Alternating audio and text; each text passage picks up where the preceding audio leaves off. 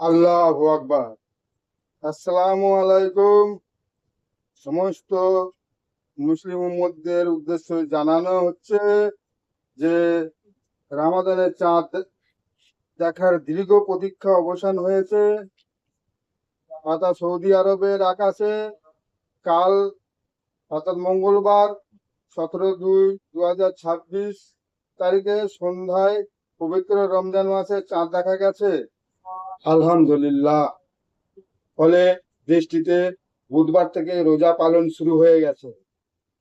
ধর্মপ্রাণ মুসলমানরা সৌদি আরবের সুপ্রিম কোর্ট থেকে চাঁদ দেখা যাওয়ার খবর প্রকাশ হওয়ার পরপরই সৌদির বিভিন্ন মসজিদে ঈশার নামাজের পরপর তারাবির নামাজ প্রস্তুত হয়েছে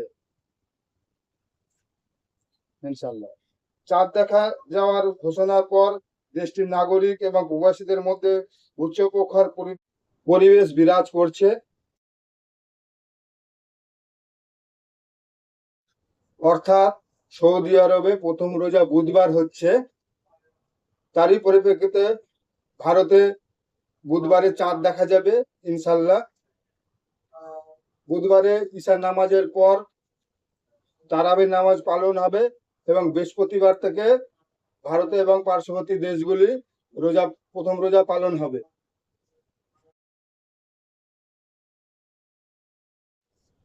এদিকে সৌদি আরবে পবিত্র রমজান শুরুর সাথে সাথে ঈদের সম্ভাব্য তারিখও জানিয়েছেন প্রখ্যাত জ্যোতির্বিদ বিজ্ঞানী ডক্টর খালেদ আল জাক।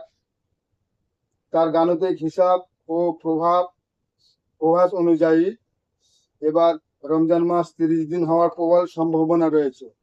তাই জ্যোতির্বিজ্ঞানীদের মতে চন্দ্র মাসের হিসাব অনুযায়ী এবারে রমজান পুরো 30 দিন হলে সৌদি আরবে পবিত্র ঈদ উল ফিতর উদযাপিত হবে আগামী 20 মার্চ অর্থাৎ শুক্রবার।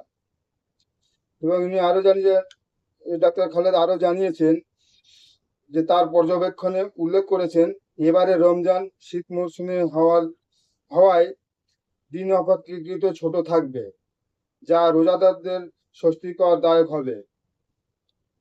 তিনি এর আগেও বিভিন্ন সময়ে হিজরি মাসের শুরুর তারিখ নিয়েও প্রভাস দিচ্ছিলেন।